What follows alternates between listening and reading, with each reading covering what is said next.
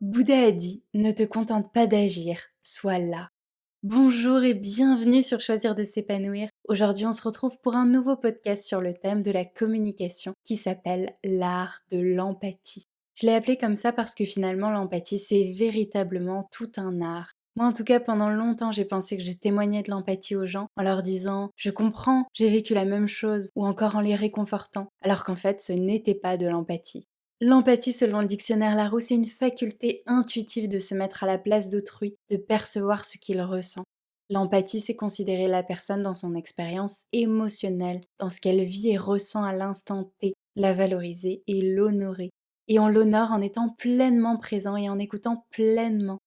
L'écoute active, c'est le langage de l'empathie. C'est bien plus qu'une simple écoute, c'est une écoute très attentive, avec son esprit, son corps, et en faisant vraiment le vide en soi pour se centrer sur l'autre et écouter de tout son être. C'est vraiment se connecter au cœur de la personne. En fait, l'art de la communication, c'est l'art de la considération. Comment exprimer de l'empathie? On peut tout d'abord montrer son empathie de manière silencieuse, sans parler. On peut déjà témoigner de l'empathie par son silence parce qu'on laisse du temps à la personne d'exprimer ce qu'elle vit. Il y a déjà de la considération dans le fait de lui laisser cet espace, de lui accorder du temps, de l'écouter attentivement et de ne pas la couper dans son récit. On réfrène ses envies de parler de soi, de corriger la personne, de dire ce qu'on pense, ce qui n'est pas forcément évident. On s'efface en quelque sorte pour laisser la place à l'expérience émotionnelle de l'autre. Ça nécessite une écoute particulièrement active et pour ça je te renvoie dans lui à ma vidéo sur le sujet pour éviter d'être redondante. Peut-être que tu te dis, c'est le mois de la communication et elle fait toute une vidéo sur l'empathie. Mais la communication, ça nécessite de parler. Eh bien non, pas forcément. Quand on prend les différentes définitions du dictionnaire Larousse, la communication, c'est transmettre quelque chose, être en rapport avec autrui, mettre en relation, en liaison, en contact. Selon la programmation neurolinguistique, 93% de la communication est non verbale. Donc ça veut dire que seulement 7% équivaut à ce que je dis. 55% c'est ce que je montre physiquement, mes gestes, ma posture. 38% la manière de le dire, comment je le dis, le ton employé. Du coup, la plus grosse partie, 55%, c'est ce que je montre physiquement. Ça peut donc vraiment servir à exprimer des choses quand on écoute quelqu'un. On peut être empathique dans le silence, mais on peut aussi ne pas l'être. On peut montrer du jugement avec toutes les condamnations non verbales, comme lever les yeux au ciel. On peut montrer du désintérêt, de l'ennui en bâillant, ou encore un manque d'attention en regardant ailleurs. À l'inverse, on témoigne de l'empathie déjà avec une présence dans les gestes et le regard. Rien que le fait de regarder la personne dans les yeux et d'avoir ton corps tourné vers elle. Tu peux rajouter des hochements de tête, des sourires et des petits Tu peux aussi utiliser les expressions de ton visage. Refléter les émotions de l'autre, sa douleur dans les expressions de ton visage, comme si ton corps était le miroir de ce qu'elle disait. Le toucher physique peut aussi aider à témoigner de l'empathie, mettre une main sur l'épaule de la personne, ou un autre geste discret comme lui toucher la main. C'est vraiment puissant, ça transmet beaucoup d'empathie. Après, évidemment, ça dépend de ta relation avec la personne, de la relation de la personne avec le tactile. C'est pas toujours possible de toucher l'autre. Mais en tout cas, ça marche très bien pour exprimer son empathie. Le défi ici, c'est de rester dans le moment présent, de rester concentré sur la personne, sur ce qu'elle dit, sur ce que son corps dit aussi, mais aussi de dépasser les peurs que tu pourrais avoir liées au fait de ne rien dire pendant un long, voire un très long moment. Ne pas laisser s'inviter des pensées telles que «il faut pas que je dise quelque chose de temps en temps, elle va peut-être croire que je ne l'écoute pas vraiment. Je suis pas un peu inutile à ne rien dire?» Détrompe-toi, la présence en elle-même est vraiment magique. Ce que l'empathie n'est pas. Ne pas confondre avec la pitié, c'est se sentir supérieur à l'autre.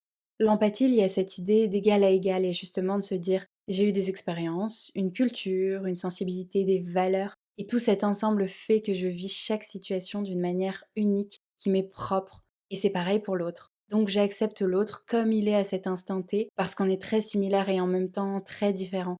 Je ne cherche pas à me mettre au-dessus en jugeant ce qu'il ressent ou traverse, ou en me comparant pour me positionner au-dessus ou en dessous. Et la pitié, c'est regarder l'autre de haut, donc on sort du rapport égalitaire.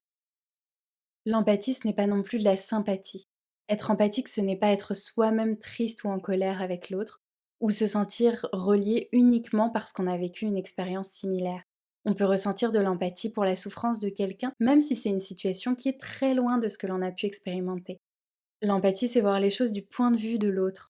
Alfred Adler a dit: l'empathie, c'est voir avec les yeux d'un autre, écouter avec les oreilles d'un autre et entendre avec le cœur d'un autre. On peut donc ressentir de l'empathie pour absolument chaque être humain, tout en ayant des idées, des convictions différentes. Être empathique, c'est je considère ce que tu vis. Reconnaître ce que l'autre vit, c'est vraiment vraiment puissant et vraiment pas évident. Très souvent, on essaye de minimiser ce que la personne peut vivre ou juste de la réconforter. Parce qu'on n'est pas forcément à l'aise avec les émotions de manière générale. On ne sait pas trop comment se comporter, pas trop quoi dire. On peut se sentir impuissant, un peu inutile. Et aussi parce qu'on n'a pas envie de voir souffrir l'autre. Malheureusement, on ne peut pas supprimer les émotions de quelqu'un avec une phrase telle que ça va aller, ce n'est pas si terrible, tu t'en remettras. Quand la personne est dans la souffrance, elle n'a pas besoin que quelqu'un d'autre essaye de relativiser la situation. Mais elle pourrait apprécier que quelqu'un vienne l'accompagner à traverser ce moment. C'est pour ça que finalement être vraiment dans l'empathie demande dans certains cas un vrai courage. Accepter les silences et accepter de ne rien pouvoir faire d'autre que d'être là. Exemple personnel lors d'une rupture sentimentale. J'ai une amie qui m'a dit: toi, tu es si lumineuse, tu as tellement de qualités, tu retrouveras quelqu'un bien vite. Dans cette phrase, on sent qu'elle a une bonne intention. Elle souhaite me dire que ça va aller. Elle a même sûrement de la difficulté à me voir souffrir. Elle me fait des compliments, mais à ce moment-là, ce dont j'ai besoin, c'est qu'on me reconnaisse dans mon expérience émotionnelle. Je trouve que c'est un exemple qui montre qu'exprimer de l'empathie, c'est subtil, qu'on peut avoir les meilleures intentions possibles, mais arriver par inadvertance à ne pas considérer la personne dans ce qu'elle traverse, notamment en voulant lui faire oublier la douleur ou la relativiser. L'empathie, c'est vraiment respecter l'expérience émotionnelle de la personne. Mais pour moi, c'est effectivement du respect de l'être, de qui elle est, de là où elle en est aussi. C'est vraiment fort. Ça nécessite aussi du lâcher-prise et de l'acceptation. C'est finalement accepter ce qui est, la réalité à l'instant T, et notamment la souffrance de la personne. Accepter de ne pas avoir le pouvoir de la faire s'évaporer. Marshall Rosenberg ajoute que dès qu'on pense devoir résoudre les problèmes des autres ou les réconforter, on ne peut plus vraiment être présent. Parce qu'on écoute, mais plus avec la même attention. Parce qu'on va réfléchir en même temps à ce qu'on va pouvoir dire, à ce qu'on va pouvoir faire, et donc la présence est interrompue. Alors que la présence empathique, c'est un cadeau. Passer du temps avec la souffrance de la personne, c'est lui faire un cadeau. Et laisser ses émotions s'exprimer. La laisser pleurer, crier même. On peut même l'encourager à le faire, d'un signe de tête ou avec quelques mots. Souvent, on aurait envie de partir, de faire autre chose, d'écourter le moment, de faire rire la personne pour passer un meilleur moment, ou de s'échapper dans ses pensées pour trouver du réconfort et de la joie ailleurs. Et c'est pour ça que, comme je le disais, ça demande du courage.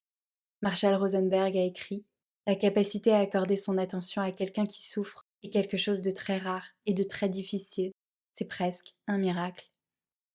On l'a vu et je voudrais encore le répéter, la présence en elle-même est magique. Une très belle écoute active accompagnée d'une empathie sincère qui se manifeste par le non-verbal et le temps et l'espace accordé à la personne est déjà très très aidante. Mais on va quand même parler de l'empathie verbale. Que faire quand la personne semble avoir fini de se confier, que le flux de parole ralentit, voire s'arrête? C'est là qu'intervient l'empathie verbale, qui n'est pas évidente. Ce n'est pas ramener la situation à toi, ni essayer d'infirmer ce que la personne a dit pour essayer de la rassurer. L'important, ce n'est jamais les faits, mais la perception émotionnelle de la personne. Donc ce que tu en penses n'a pas vraiment d'intérêt, puisque ce n'est pas toi qui vis la situation et les émotions. Dire «mais non, tu n'es pas grosse» ne va pas forcément aider la personne puisque c'est sa perception qui compte. Elle risque juste de ne pas se sentir respectée et considérée dans son ressenti. Pas de conseil, surtout pas.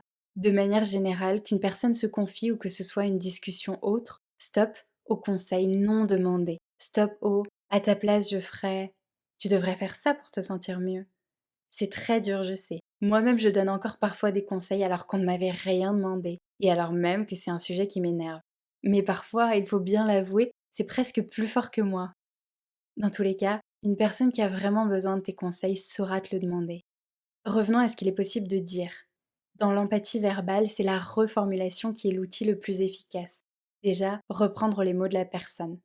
Si la personne parle de son avortement et qu'elle parle d'un embryon, tu peux employer ce mot. Si elle parle d'un fœtus, c'est de fœtus dont tu parleras.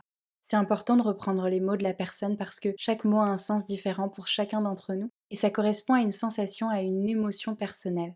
Utiliser un autre mot peut faire en sorte que la personne se sente incomprise. C'est assez subtil. Le plus sûr est de paraphraser ce que la personne a dit. C'est résumer ce que la personne a exprimé en quelques mots, en reprenant les faits qu'elle a énoncés et les émotions dont elle a parlé, voire le besoin si elle en a parlé. Ce que tu me dis, c'est que, par exemple, ce que tu me dis, c'est que quand tu as quitté la maison de ta grand-mère, tu t'es sentie triste, abattue, vidée. C'est bien ça? On ajoute le c'est bien ça pour que la personne confirme physiquement ou verbalement. Et ça peut paraître anodin, parce qu'on reprend les mots de la personne pour refaire une phrase, mais en réalité c'est très précieux. Recevoir un écho de ce que l'on a dit quand on vit une expérience émotionnelle difficile est vraiment aidant. On se sent moins seul, on se sent accepté, reconnu. Au-delà de la paraphrase, tu peux exprimer ton empathie à la personne en reflétant ses émotions ou ce que tu penses qu'elle peut traverser dans la situation. J'imagine que je ne peux qu'imaginer la peine et le chagrin que tu traverses en ce moment. Ça doit être vraiment difficile d'avoir toutes ces pensées et de ressentir ce vide et cet agacement dont tu as parlé. La difficulté de l'empathie ici, c'est aussi de gérer ses propres émotions pour qu'elles n'interviennent pas dans l'histoire de l'autre. Carl Rogers a dit: être empathique, c'est voir le monde à travers les yeux de l'autre et ne pas voir notre monde se refléter dans leurs yeux. À la fin, et seulement à ce moment-là, après beaucoup d'écoute active, si tu as envie de contribuer encore davantage, tu peux finir par demander: comment puis-je t'aider? Et c'est notamment à ce moment-là que la personne pourra te demander du réconfort, ou encore ton avis, ou tes conseils si elle en ressent le besoin. Et je voulais encore parler d'auto-empathie.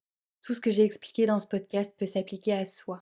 On peut s'écouter attentivement, se laisser exprimer toutes ses émotions, sans se juger, sans se blâmer. Ce que je fais, moi, c'est que je mets un chronomètre, souvent de 10 minutes sur mon portable, et je déballe à voix haute tout ce que je ressens pour essayer de percevoir les émotions qui sont là, de les accepter, d'y voir plus clair. Et il m'arrive de me dire: c'est ok de ressentir ces émotions. C'est ok, Sophie, d'être frustrée. Du coup, je me donne à moi-même du temps, de l'attention et de l'empathie. Je vais finir par une citation de Marshall Rosenberg. Lorsque quelqu'un vous entend vraiment, sans vous juger, sans essayer de vous prendre en charge ou de vous enfermer dans un moule, cela fait un bien incroyable. À partir du moment où j'ai été écoutée et entendue, je parviens à percevoir mon univers sous un jour nouveau et à aller de l'avant. Il est étonnant de voir à quel point tout ce qui me semblait insoluble trouve une issue dès lors que quelqu'un écoute. Voilà, c'est tout pour ce podcast. J'ai bien conscience que l'empathie, c'est vraiment moins évident qu'il n'y paraît. J'espère que ce podcast t'a apporté quelque chose, qu'il te sera peut-être utile la prochaine fois que tu seras confronté à l'émotion forte d'une personne qui t'est chère. N'hésite pas à mettre un pouce et un commentaire s'il t'a plu. Je m'appelle Sophie, je suis coach de vie spécialisée dans le développement de l'amour de soi, de la confiance en soi. Je mets le lien de mon site internet Choisir de s'épanouir directement dans la barre d'infos. Comme ça, si tu es intéressé par un coaching découverte gratuit, tu pourras prendre rendez-vous. On se retrouve la semaine prochaine avec un podcast sur le thème de la communication. En attendant, prends soin de toi. Ciao!